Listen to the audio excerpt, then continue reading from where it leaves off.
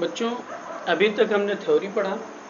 Theory के माध्यम से हमने ये जाना कि यूक्लिड विभाजन एल्गोरिथम की सहायता से परमीय संख्याओं का, पूर्णांक संख्याओं का मासा एचसीएफ कैसे ज्ञात करेंगे। अब हम आइए उदाहरणों के माध्यम से समझते हैं। एग्जाम्पल नंबर 1 है,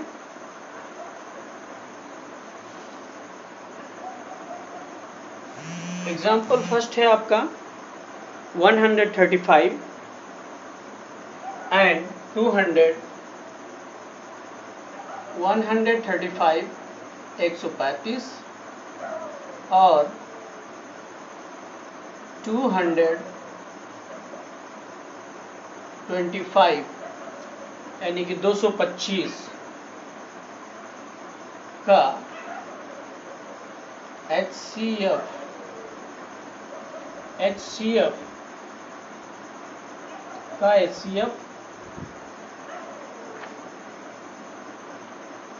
का HCF यूक्लिड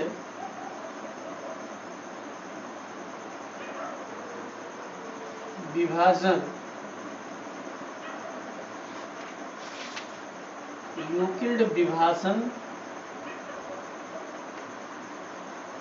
एल्गोरिथम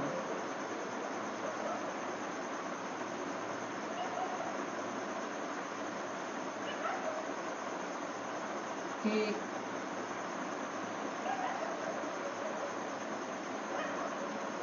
सहायता से ज्ञात करें। तो जैसा कि आपको थ्योरी में बताया गया है, पहले हम दो संख्याओं को ले लेंगे, फिर दोनों में देखेंगे कौन बड़ा है। अब यहाँ 225 135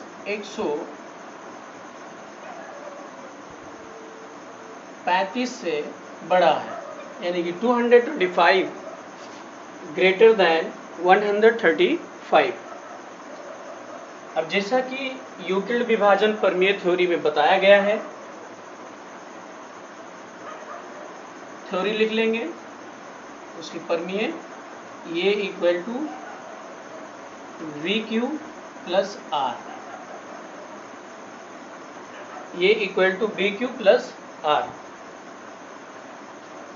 अब हम यहाँ रफ कार्य कर लेंगे।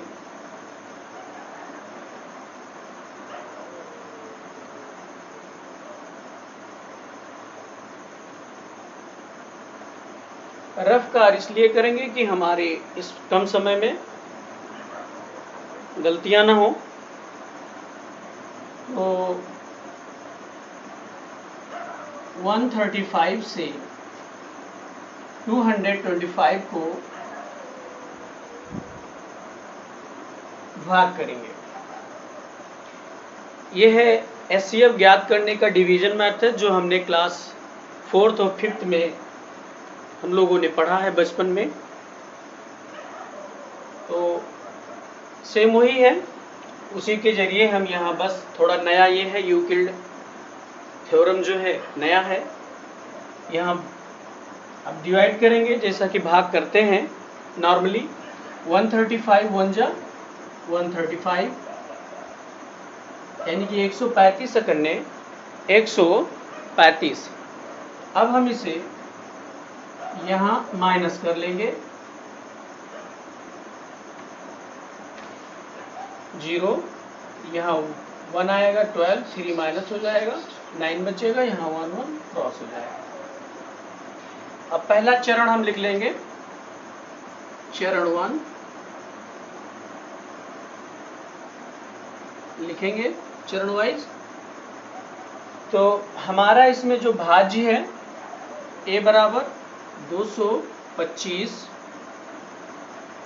भाज्य है, फिर हमारा भाजक B है, B यानी कि 135।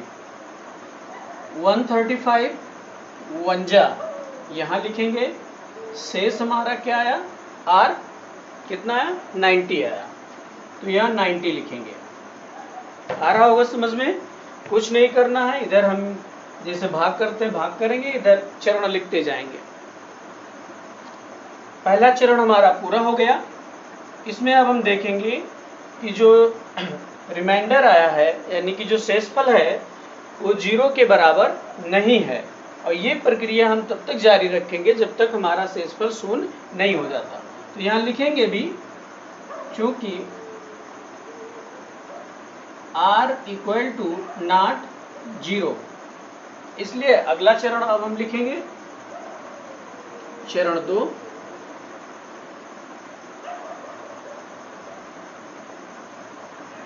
आगे अब हमारा अगला भाज्य क्या बनेगा?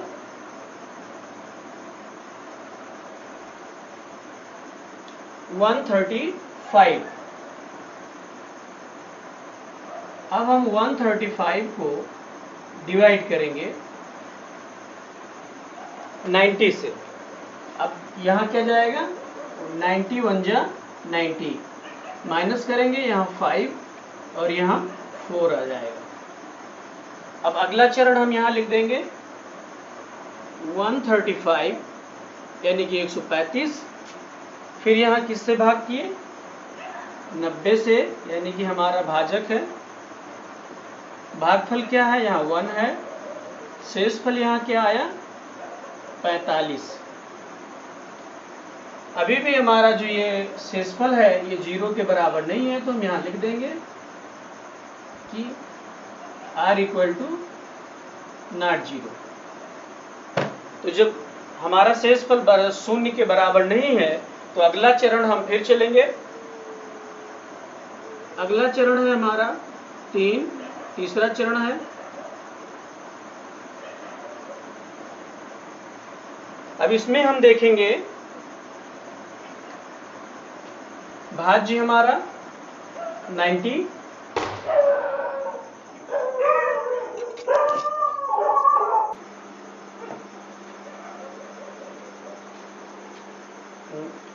है, तो यहाँ 45 से 90 को डिवाइड करेंगे। 45 टू जा यानी कि 45 दूना 90। अब यहाँ हम देखेंगे कि हमारा शेषफल यहाँ शून्य हो गया है, तो तीसरे चरण में हम लिखेंगे 90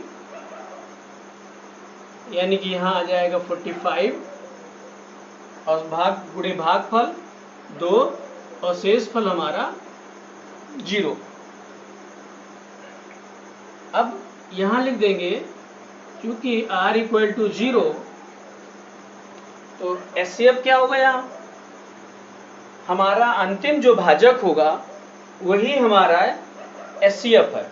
अंतिम भाजक हमारा क्या है? यहाँ 45। तो यहाँ नीचे हम लिखेंगे अतः 135 और 225, अतः 135 और 225 का HCF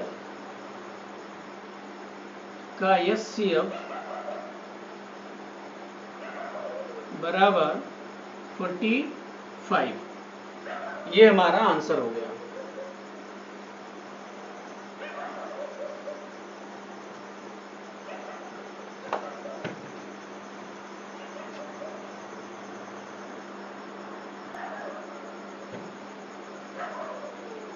अब हम यहाँ दूसरा एग्जाम्पल समझेंगे। अगर पहले एग्जाम्पल में कोई दिक्कत रही है, नहीं समझ पाए हैं, तो दूसरे एग्जाम्पल को ध्यान से देखें, बहुत ही सरल है। अगला एग्जाम्पल है हमारा 196 और 38,200 का, यानी कि 196 और 38,220 का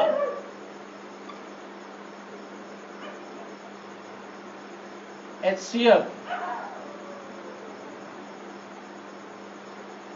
ज्ञात करें। इसे भी हम यूक्लिड विभाजन एल्गोरिथम की थ्योरी से ज्ञात करेंगे। तो जैसा कि आपको बताया गया है कि इसमें दो संख्याएं दी गई हैं a और b। हम इसमें देखेंगे इसमें दोनों में बड़ा कौन है। तो यहाँ हमारा संख्याएं ले लेंगे 38,220 ग्रेटर देन 196, यानी कि 38,220 ग्रेटर देन 196। अब यहाँ यूक्लिड की जो थ्योरी है, जो प्रमेय है, उसे लिख देंगे और फिर जैसे उसे किए थे पहला एग्जाम्पल, उसी तरह इसे हम हल करने का प्रयास करेंगे। आइए इधर रफ्तार करते हैं ताकि सवाल लगाने में आसान हो और थोड़ा सहूलियत मिले। यहाँ देखेंगे 38,220, यहाँ है 196 से हम इसे भाग करेंगे। तो जब भाग करते हैं, भाग विधि से हम जब HCF निकालते हैं, तो यहाँ देखेंगे कि हमारा यहाँ 238 है, यहाँ 382 है, और अगर हम टूजा ले जाते हैं तो ज़्यादा हो जाता है, इसलिए हम वनजा ले जाएंगे। तो वनजा ले जाएंगे तो ये हो जाएगा 196, यहाँ घटा लेंगे, यहाँ घटाएंगे तो यहाँ आ जाएगा 6, 2 यहाँ आएगा 12 होगा, 6 निकल जाएगा, 6 आ जाएगा, 12 में 6 माइनस होगा 6, और यहाँ बचेगा हमारा 7। एक यहाँ से उधार लेंगे, 17 हो जाएगा, यानी कि 17, 17 में 9 निकल जाएगा, 8 बचेगा। अब हम यहाँ बचा 2, 2 में 1 निकल गया, यहाँ बचा 1। एक अंक जैसे हम भाग करते हैं उसी तरह यहाँ करेंगे या नीचे ले आएंगे। तो यहाँ हो गया हमारे पास 1862, यानी कि 1862 हो गया। अब यहाँ कितने मर्तबा जाएगा हम देखेंगे। ये जाएगा 9 जा, यानी कि 9 बार ले जाएंगे, तो मल्टीप्लाई करेंगे तो 9 6 54 हो जाएगा, यानी कि इसका गुणा करेंगे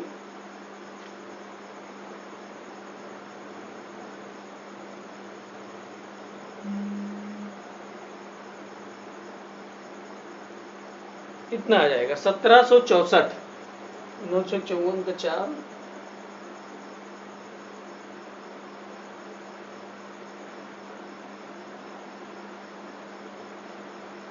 ठीक है। अब फिर इसे हम घटा लेंगे, माइनस कर लेंगे।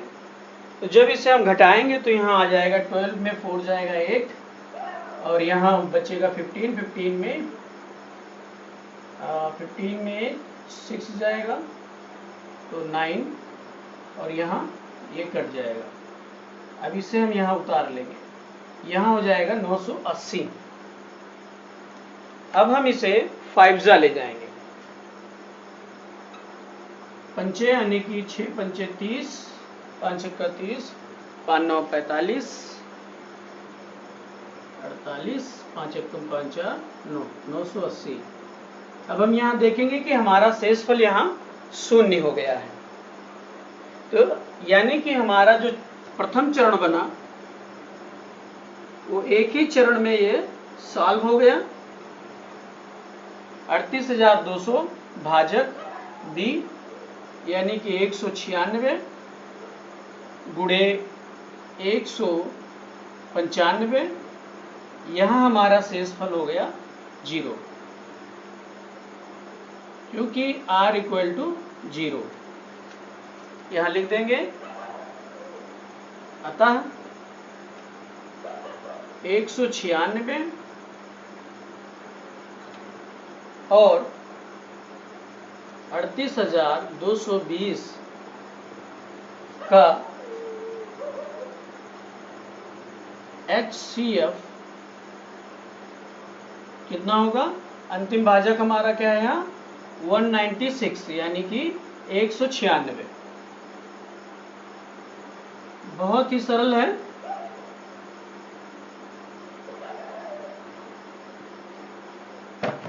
अब ये हो गए, अभी तक आपने जो कुछ भी पढ़ा वो इसकी थ्योरी पढ़ा। थ्योरी के बाद आपने दो एग्जाम्पल देखे यूक्लिड विभाजन एल्गोरिथम का। अब इसके बाद हम प्रश्नावली स्टार्ट करेंगे। अभी भी अगर इन्हें समझने में किसी बच्चे को कहीं कोई दिक्कत है, कोई समस्या है, तो नीचे दिए गए नंबर पे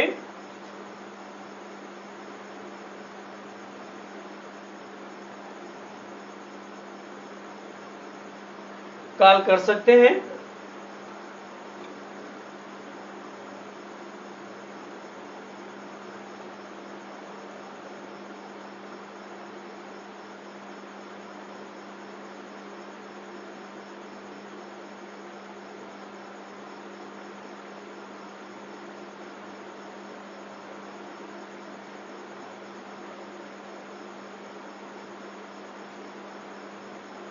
ये दो नंबर हैं, दोनों पे आप दिन में किसी भी समय